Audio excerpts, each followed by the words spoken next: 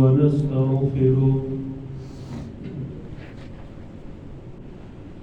ونؤمن به ونتوكل عليه ونعوذ بالله من شرور أنفسنا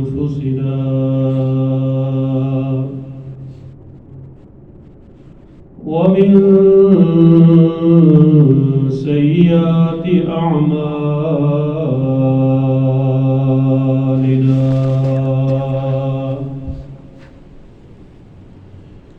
من يهده الله فلا مضل له ومن يضلله فلا هادي له ونشهد أن لا إله إلا الله وحده لا شريك له ونشهد أن سيدنا ومولانا محمدا عبده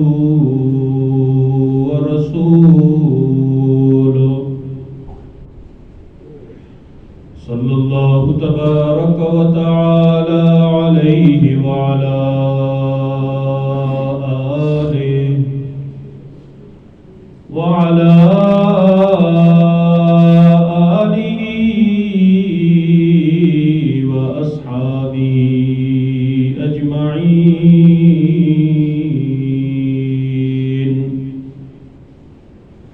أما بعد فأعوذ بالله من الشيطان الرجيم بسم الله الرحمن الرحيم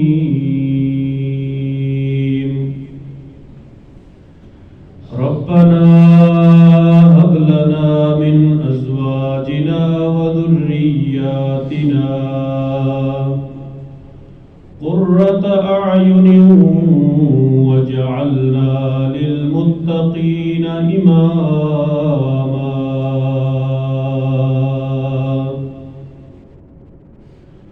صدق الله مولانا العظيم وصدق رسوله النبي الكريم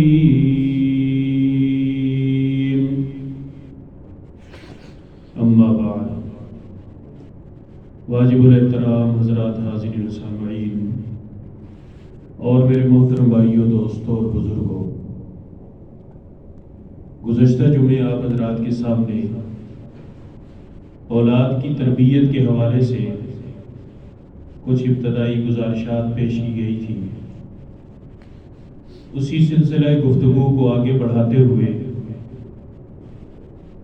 گزشتہ جمعے ہم نے یہ بات کی تھی کہ اگر ایک انسان اچھی، نیک اور صالح اولاد کی تمنا رکھتا ہے تو اسے چاہیے کہ اپنی ہونے والی اولاد کے لیے وہ کس ماں کا انتخاب کرتا ہے، یہیں سے اولاد کی تربیت شروع ہو جاتی ہے۔ اور پھر اللہ رب العزت سے جب اولاد کی خواہش ہو، اولاد کی تمنا ہو، اللہ سے اولاد کے لیے دعا بھی مانگنی چاہیے، اور وہ دعا مانگنی چاہیے جو انبیاء کرام علیہ السلام نے اللہ سے مانگی۔ حضرت ابراہیم علیہ السلام نے فرمایا رب ہب لی من الصالحین، اے اللہ مجھے اولاد بھی دے، اور ایسی اولاد جو نیک اور صالح ہو، مجھے ایسی اولاد چاہیے۔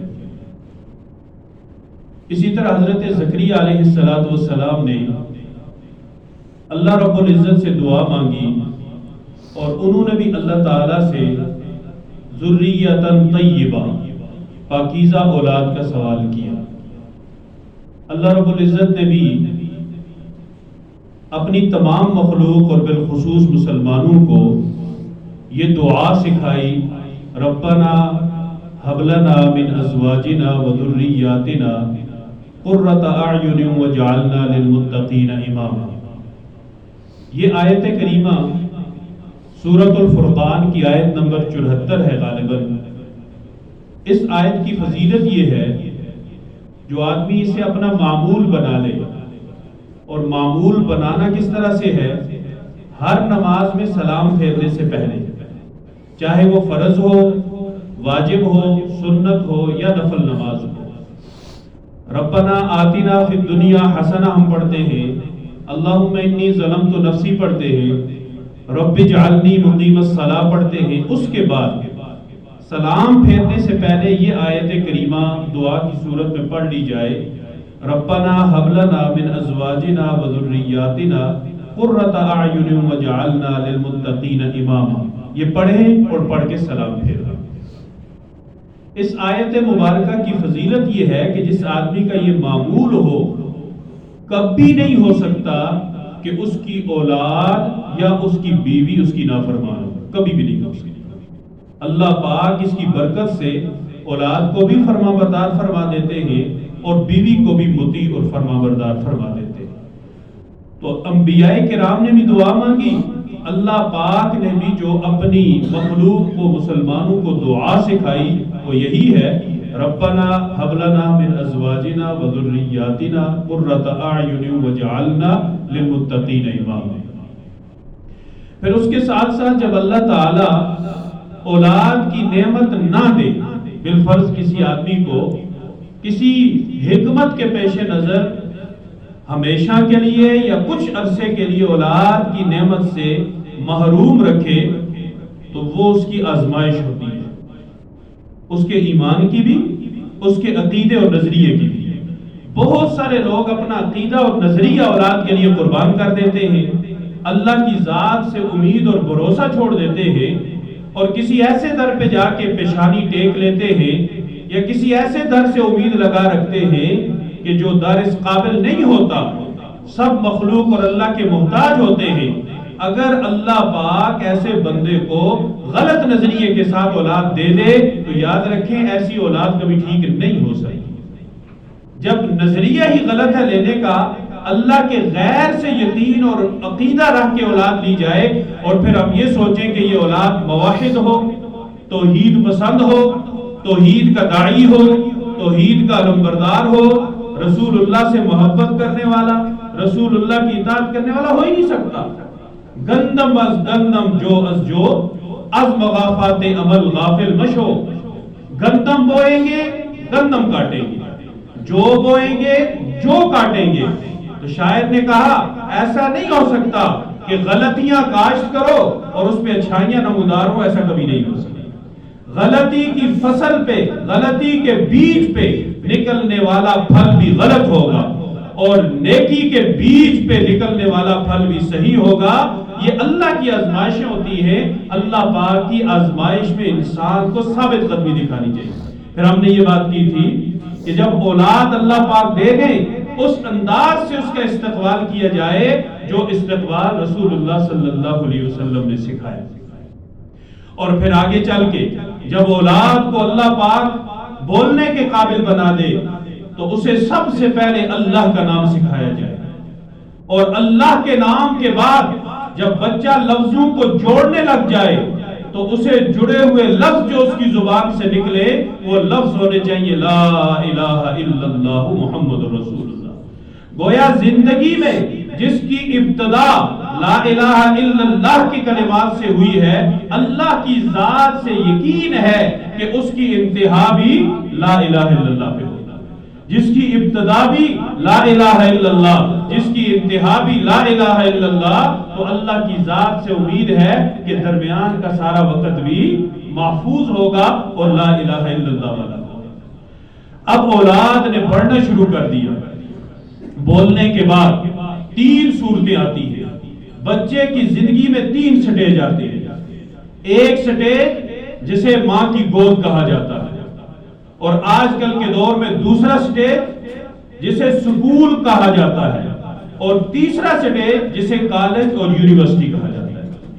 کالج اور یونیورسٹی تک بچہ بچہ ہی ہے، عقل کا کچا ہی ہے، ابھی تک اس کا ذہن، اس کی سمجھ، وہ اپنے نفع نقصان کو اچھے طریقے سے نہیں سمجھتا۔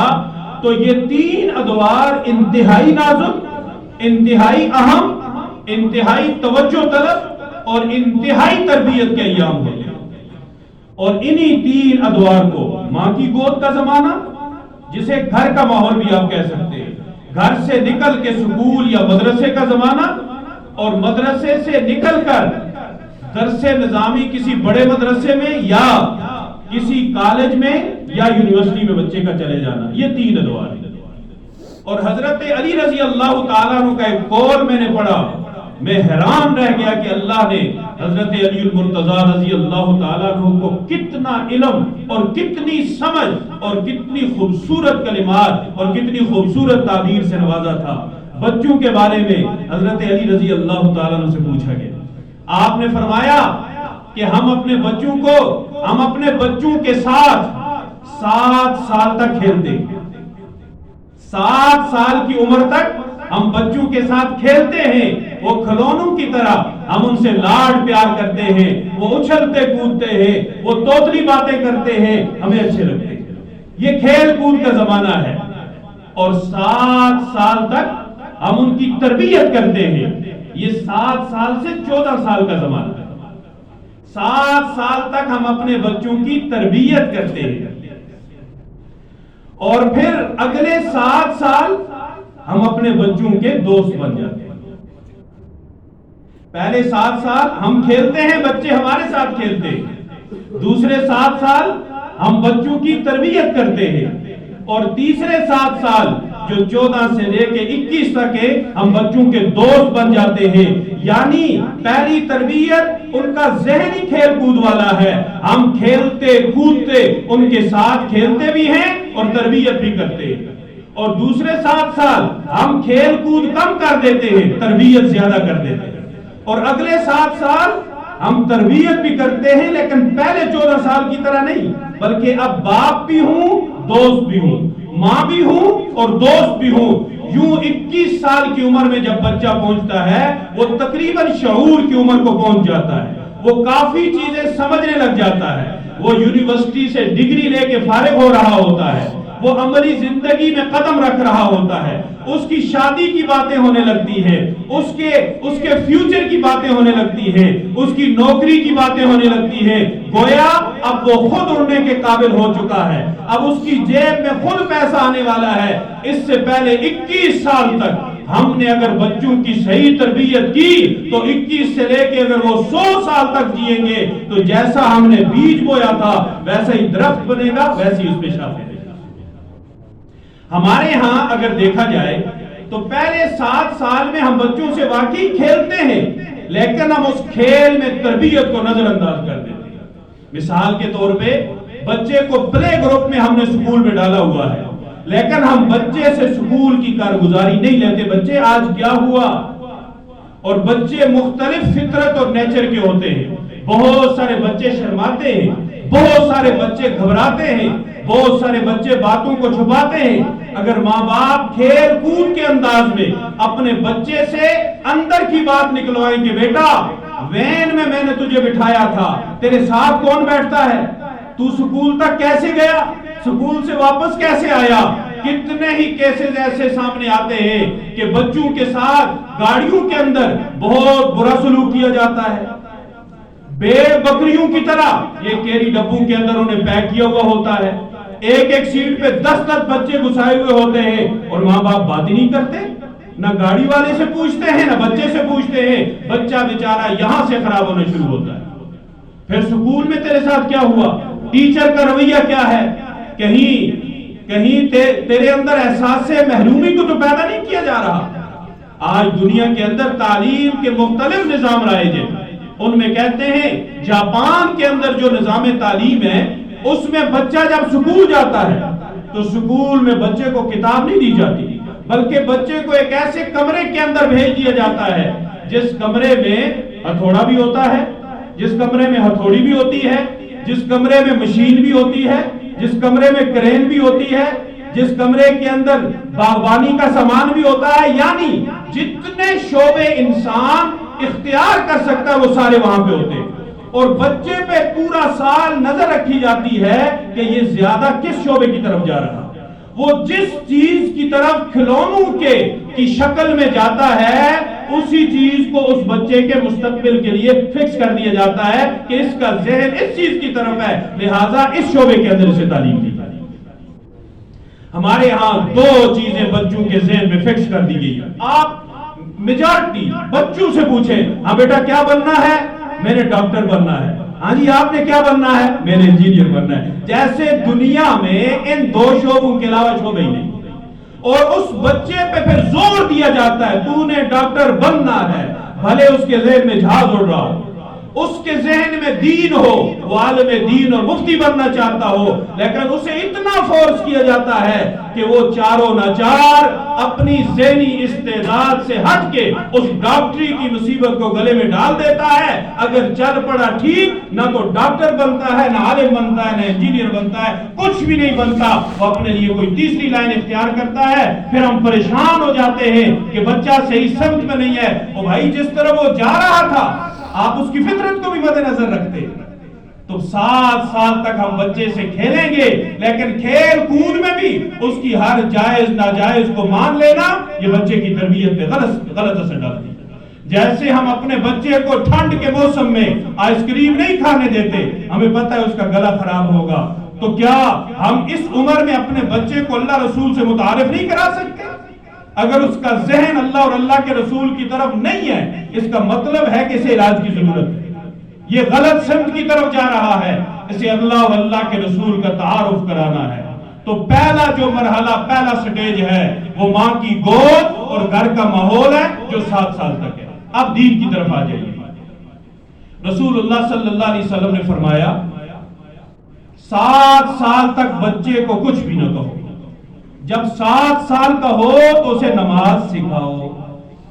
7 سال سے پہلے بچے کو نماز سکھانے کا بھی شریعت نے حکم نہیں دیا، اس لیے کہ وہ وقت اس کی تربیت کا ہے، اسے کھلا چھوڑ دو، اور کھلا چھوڑ کے کھیل کود کے انداز میں اس کے ذہن میں اللہ کو ڈالو، اس کے ذہن میں اللہ کے رسول کو ڈالو۔ آج دنیا میں دیگر مذاہب، ہمارے ملک کے اندر کرسچنز کے کچھ سکولز ہیں، مجھے پتا چلا کہ وہاں پہ بچوں کا ایک ڈے ہوتا ہے، اسپیشل ڈے، ہو سکتا ہے وہ کرسمس کا ہو، اس پہ ان بچوں کو ایک ہال میں جمع کیا جاتا ہے، اور اس ہال میں بچوں سے پوچھا جاتا ہے آپ کو کیا چاہیے؟ بچہ کوئی کہتا ہے مجھے کھلونا چاہیے، کوئی بچہ کہتا ہے مجھے ٹافی چاہیے، بچہ کہتا ہے مجھے کیک چاہیے، ایک بچہ کہتا ہے مجھے چاکلیٹ چاہیے۔ تو وہ کہتے ہیں مانگو ہمارے خدا سے۔ کس سے؟ ہمارے خدا سے، کس؟ حضرت عیسیٰ علیہ السلام سے۔ اور وہ بچہ کہتا ہے کس طرح مانگو؟ کہتے ہیں جی یسوع مسیح خداوند ہمیں دے دے۔ وہ بچہ مانگتا ہے انہی الفاظ کے ساتھ۔ اوپر چھت میں سیلنگ کے اندر سسٹم بنا ہوا ہوتا ہے جہاں پہ وہ چیزیں پڑی ہیں، جو بچہ جو مانگ رہا ہے اسے اس کے نیچے لا کے کھڑا کیا جاتا ہے، وہ سیلنگ کھلتی ہے، وہاں سے چاکلیٹ گرتی ہے، یہ بچہ اٹھاتا ہے، بچے تجھے کس نے دی؟ بچہ کہتا ہے میں نے خدا سے مانگی تھی، یسوع مسیح سے، اس نے دی۔ اب اس کچی عمر میں اس کے ذہن کی تختی پہ لکھ دیا گیا کہ یسوع مسیح خدا ہے اور اللہ خدا نہیں ہے۔ مجھے بتائیے کتنی محنت کریں گے اس کچے ذہن کو دھونے کے لیے؟ بچپن میں جو بات ذہن پہ لکھ دی جاتی ہے وہ آسانی سے مٹتی نہیں ہے۔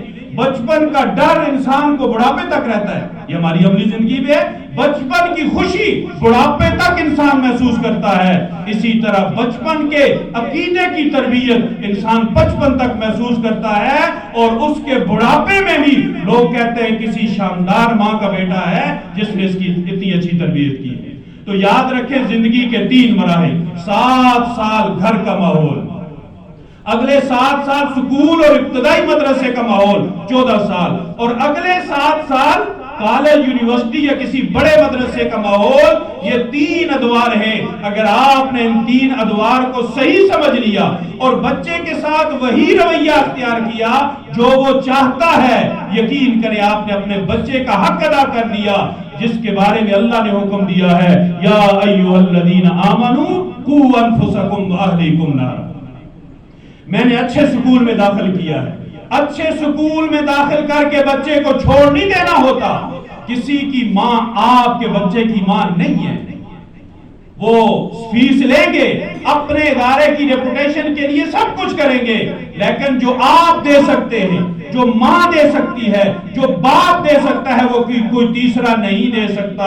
تو 7 سے 14 سال نماز سکھائیے، کھیل کود، بہادری، لباس، تربیت، عبادات، عادات، اخلاق، معاشرت، رشتہ دار، پڑوسی، گھر میں آنے جانے والا، ان سب کے ساتھ بچے کا کیا سلوک ہونا چاہیے، جتنا اس کا ذہن ہے اتنی اس کی تربیت کی جائے۔ اور جب بچہ کالج کے اندر چلا جاتا ہے، یہ انتہائی خطرناک عمر ہوتی ہے، جب بچہ بالغ ہو رہا ہوتا ہے اور اس بلوغت میں فطری طور پہ اس کے ذہن میں خیالات آتے ہیں، یہ اس کے اختیار میں نہیں ہوتے، اسے خواب آتے ہیں، وہ بالغ ہو رہا ہوتا ہے، بلوغت کی جو ریکوائرمنٹس ہیں وہ ساری اس کی ذہن میں آتی ہے، وہ کیا کرے؟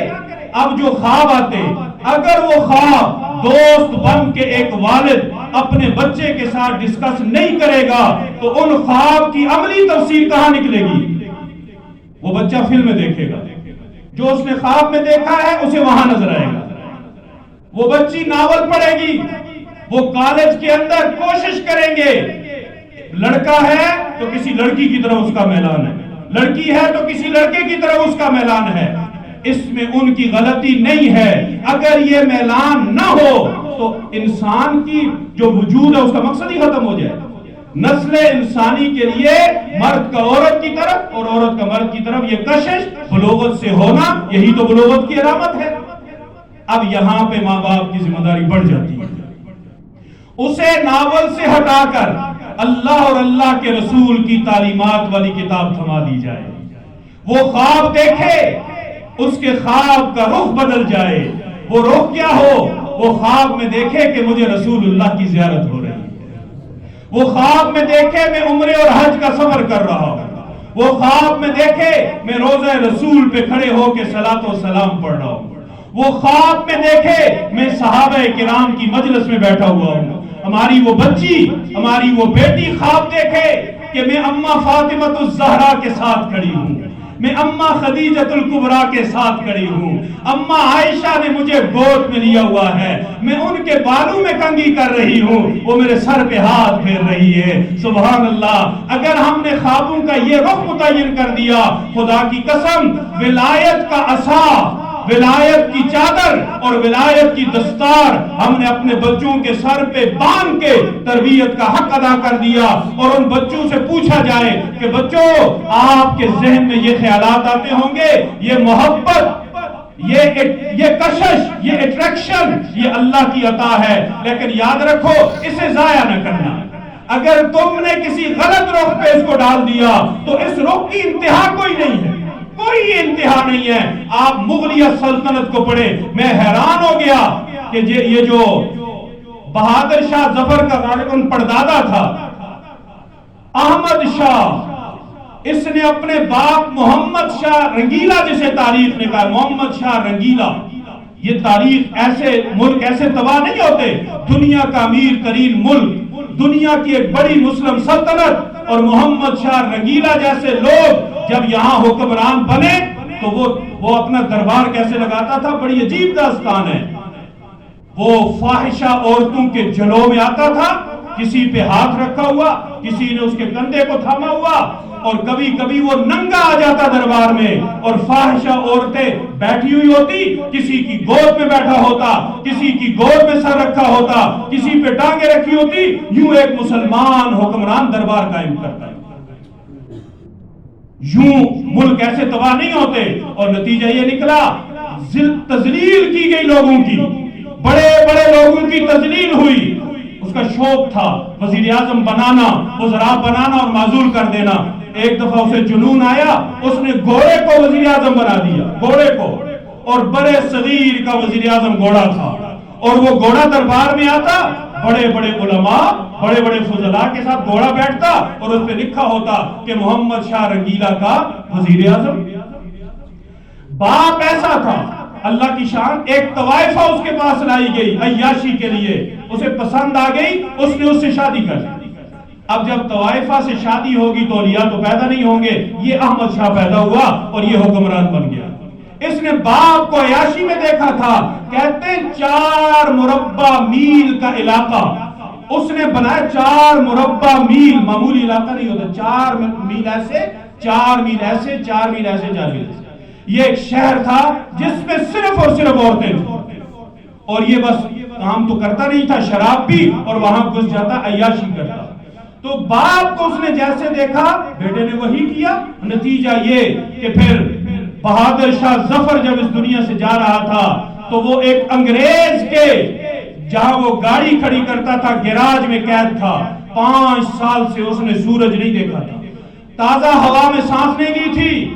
اس نے مرتے مرتے انگریز سے خواہش کی تھی کہ مجھے تازہ ہوا کے اندر ایک سانس لے کے مرنا ہے. لیکن جب تک انگریز جنرل آ کے کھڑکی کھولتا, بہادر شاہ ظفر یہ کہتے کہتے دنیا سے چلا گیا تھا کہ کتنا ہے بد نصیب ظفر, دفن کے لیے 2 گز زمین بھی نہ ملی کوئے یار میں. نسلیں ایسے تباہ نہیں ہوتی, اس کے پیچھے فیصلے اور کردار ہوتے ہیں. تو میں عرض یہ کر رہا تھا کہ یہ 14 سال سے 21 سال تک کی عمر میں اپنے بچوں کے دوست بن جائیں, ان سے چڑے نہیں.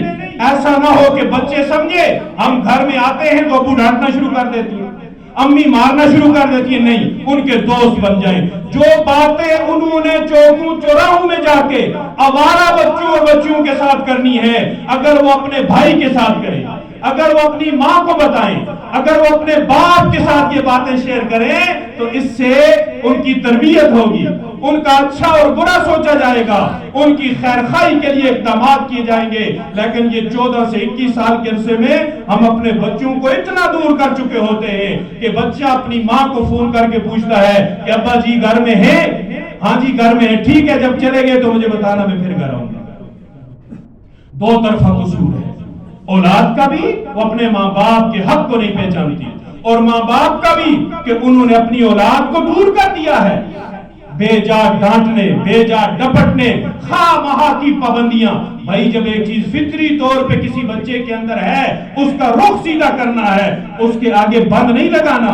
بند لگائیں گے تو چیزیں جمع ہوں گی, ایک وقت آئے گا موقع ملتے ہی بند کو توڑ دیا جائے گا, پھر کہاں سنبھالیں گے, پھر سنبھالنے کا وقت گزر جاتا ہے. اور اگلی بات, ماں باپ میں سب سے زیادہ ذمہ داری ماں پہ عائد ہوتی ہے, اور ماں پہ ذمہ داری رسول اللہ صلی اللہ علیہ وسلم کی خدمت میں ایک صحابی ہے, پوچھا مجھ پہ سب سے زیادہ حق کس کا ہے؟ ماں کا, پھر ماں کا, پھر ماں کا, چوتھی دفعہ پوچھا کس کا؟ فرمایا باپ کا. کیا ایک طرف ہمیں ماں کا حق پتہ چلتا ہے تو دوسری طرف ماں کی ذمہ داری پتہ چلتی ہے کہ دن کے 24 گھنٹوں کو اگر آپ 4 حصوں میں تقسیم کریں تو بچہ 3 حصے ماں کے پاس ہوتا ہے, 1 حصہ وہ باپ کے پاس ہوتا ہے. اکثریت کے ساتھ باپ گھر سے باہر ہوتے ہیں, وہ حصہ بھی باپ کو میسر نہیں آتا. نتیجہ یہ نکلتا ہے کہ بچے کی اچھائی اور برائی میں سب سے بڑا رول اگر ہے تو ماں کا. اگر آپ تاریخ سے انبیاء کرام کی زندگیوں سے اس کا حوالہ چاہتے ہیں تو نوح علیہ السلام نے کتنا عرصہ محنت کی. نوح علیہ السلام نے 950 سال تک صرف تبلیغ کی, 1000 سال سے زیادہ حضرت نوح علیہ السلام کی عمر تھی. حضرت نوح علیہ السلام کا بیٹا مسلمان ہوا؟ حضرت نوح علیہ السلام کا بیٹا مسلمان ہوا؟ نہیں ہوا. آخری وقت میں نوح علیہ السلام نے کہا بیٹا آ جا, اب بھی وقت ہے, میری کشتی پہ سوار ہو جا. بیٹے نے کہا نہیں. ابا جی نہیں, میں پہاڑ پہ چڑھوں گا, مجھے پہاڑ بچائے گا. آخر اتنا سخت وہ کیوں ہوا؟ 950 سال کی والد کی تبلیغ کا اس پہ اثر کیوں نہیں ہوا؟ اس لیے نہیں ہوا کہ نوح علیہ السلام کی بیوی جو مسلمان نہیں ہوئی. نوح علیہ السلام کی بیوی مسلمان نہیں تھی تو تربیت تو بچے کو ماں سے مل رہی تھی. بچے نے اپنی ماں کے مذہب پہ ہونا تھا. حضرت انس رضی اللہ تعالیٰ عنہ حضور کے خادم میں 10 سال تک حضور کی خدمت کی. ماں مسلمان ہو گئی, باپ ابھی تک مسلمان نہیں ہوا تھا. باپ مسلمان نہیں ہوا تھا, ماں مسلمان تھی. تو بچہ گھر آیا تو ماں نے بچے سے کہا انس میں مسلمان ہو گئی ہوں, پڑھ لا الہ الا اللہ. انس نے پڑھا لا الہ الا اللہ. باپ پاس بیٹھا ہوا تھا, کہا تو خود تو خراب ہو گئی, ایسے بھی خراب کرنا چاہتی ہے, چپ کر. ماں کہتی تھی پڑھ، حضرت انس پڑھتے جاتے تھے، باپ کہتا تھا چپ، حضرت انس چپ نہیں ہوتے تھے، کیونکہ بچہ اثر لیتا ہے تو کس کا لیتا ہے؟ ماں کا لیتا ہے۔ اور آخری بات عرض کرتا ہوں، ماں کا بچے کی تربیت میں کتنا رول ہے۔ حضرت ابراہیم علیہ السلام، حضرت ہاجرہ اور حضرت اسماعیل جب دودھ پیتے تھے، انہیں اکیلے مکہ میں چھوڑ کے خود چلے گئے، اور ایک دفعہ آئے، بچہ جوان ہو چکا تھا، لیکن سبحان اللہ ماں کی تربیت کیسی تھی۔ ایک دفعہ آئے، ایک خاتون گھر سے نکلی، بیٹا کون ہو؟ کہا میں اسماعیل کی بیوی۔ کہا کیسا؟ اسماعیل کدھر ہے؟ شکار کے لیے گئے ہوئے۔ حالات کیسے؟ بابا جی نہ پوچھے، وہ نہیں پہچانتی تھی یہ کون ہے، اسے نہیں پتا تھا میرے سسر ہے۔ حالات کیسے؟ بابا جی نہ پوچھیں، بڑی مشکل ہے، کھانے کو کچھ نہیں، پینے کو کچھ نہیں۔ اللہ اکبر، میرے گھر میں میرے بچے کی بیوی اور ناشکری؟ کہا اچھا اسماعیل آئے، میرا حال حلیہ بتا دینا، سلام کہنا اور کہنا گھر کی چوکھٹ بدل لے۔ اسماعیل علیہ السلام آئے، ساری بات کی، کہا وہ تو میرے ابا تھے، وہ تو تجھے طلاق دینے کا کہہ کے گئے، تو نے باتیں کیا کی تھی؟ کہا جی میں نے یہ کہا تو ناشکری ہے، ایک نبی کی بہو ناشکری نہیں ہو سکتی، جا تجھے فارغ کر دیا۔ یہ ہے تربیت، ماں نے سکھائی۔ اگلی بات، پھر چلے گئے، اب جب آئے چھری لے کے آئے، اب جب آئے تو چھری لے کے آئے۔ بچہ ملا، کہا بیٹے خواب دیکھا تجھے ذبح کرنا ہے۔ اگر مائیں آج کی ماں جیسی ہوتی تو کہتی تیرا باپ اتنے عرصے سے نہیں آیا، پتہ نہیں کہیں اور جا کے اس نے شادی کر لی ہے، وہ تو پیسے بھی نہیں بھیجتا، تیرا حق بھی کھا گیا، میرا حق بھی کھا گیا۔ حضرت ہاجرہ نے ایسا نہیں کیا، بلکہ اللہ کی عظمت بھی ابا کی عظمت بھی وہ دل میں بٹھاتی رہی، اتنا مضبوط کر دیا، اللہ کا حکم ماننے کے لیے اتنا تیار کر دیا، والد کا اتنا فرما بردار کر لیا۔ ماں ایسی تربیت کرتی رہی۔ ابا چھری لے کے آئے، ابا جی کیوں؟ کہا بیٹا میں نے خواب دیکھا ہے، رب حکم دے رہا ہے، میں تجھے اللہ کے حکم پہ ذبح کرتا ہوں۔ تو حضرت اسماعیل علیہ السلام نے یہ نہیں کہا آج تک کہاں تھے، مجھے اسکول پڑھایا، میرے کالج کی فیس دی، مجھے کسی اچھی یونیورسٹی میں داخل کرایا، نہیں، وہ جانتے تھے اچھی ماں اچھا سکول ہے، اچھی ماں اچھا کالج ہے، اچھی ماں اچھی یونیورسٹی ہے۔ جسے ماں جیسا بنا دیتی ہے، دنیا کی بڑی سی بڑی یونیورسٹی وہ تعلیم نہیں دے سکتی جو ماں کی گود کا سکول، ماں کی گود کا کالج اور ماں کی گود کا یونیورسٹی جو تعلیم دیتی ہے وہ دنیا میں کہیں سے نہیں ملتی۔ حضرت اسماعیل کو دیکھ لیجئے، کیا کہا؟ ابا جی رب نے کہا ہے تو رب کے حکم پہ میری ایک نہیں میری 1000 جان بھی قربان ہے۔ پیچھے تربیت تھی ماں کی۔ تو میرے بھائیوں اور بزرگوں، اپنے بچوں کی تربیت، اور آخری بات جو شروع میں نے کی تھی، حضرت علی رضی اللہ تعالیٰ عنہ نے فرمایا کہ بچوں کی زندگی کے 3 دور ہیں۔ پہلے 7 سال ہم ان سے کھیلتے ہیں اور تربیت کرتے ہیں، دوسرے 7 سال ہم ان کی تربیت پہ زور دے دیتے ہیں، کھیلنا کم کر دیتے ہیں، اور اگلے 7 سال ہم اپنے بچوں کے دوست بن جاتے ہیں۔ یوں تربیت ایسی ہوتی ہے کہ حضرت علی رضی اللہ تعالیٰ عنہ کے گھر سے نکلتے ہیں تو حضرت حسن نکلتے ہیں تو حضرت حسین نکلتے ہیں۔ وآخر دعوانا الحمدللہ۔